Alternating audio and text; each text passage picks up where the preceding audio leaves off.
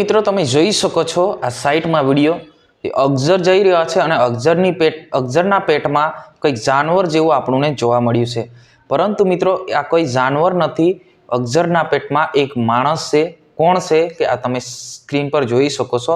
આ અગજરના પેટમાં એક યુવતીની લાશ છે। હવે શું ઘટના બની છે એ તમને જણાવવાનો છું। વિડીયોના છેલ્લે સુધી જોજો અને આપણી ચેનલ પર નવા હો તો ચેનલને સબસ્ક્રાઇબ કરીને લાઇક કરી નાખજો।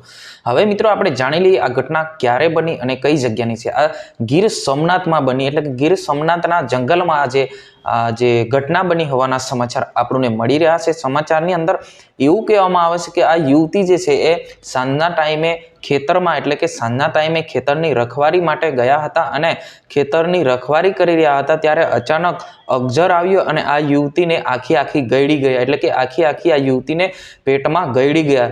અને જે પરિવારને ખબર પડી હતી કે યુવતી ઘરે આવેલી નથી તો આમની શોધખોળ માટે ગયા હતા, પરંતુ અગજર જે છે થોડે દૂર અગજર દેખવા મળ્યો હતો અને અગજરના પેટમાં કંઈક માણસ જેવો આકાર જે પેટની અંદર હતો। ત્યારે ફોરેસ્ટ વિભાગને જાણ કરતા ફોરેસ્ટ વિભાગ આવે છે અને એમની તલાશી લે છે અને ચેક કરે છે શું છે। એનું પેટ ફાડે છે અને પેટ ફાડતાની સાથે આ પેટની અંદર જે યુવતીની લાશ મળી આવે છે। આ લાશને તાત્કાલિક હોસ્પિટલમાં લઈ જવામાં આવે છે, પરંતુ ડૉક્ટર જે છે એ મરણ જાહેર કરે છે। હવે મિત્રો આટલી મોટી બનાવ છે, તમે વિચારો કે અગજર એક માણસને પણ ખાઈ શકે છે।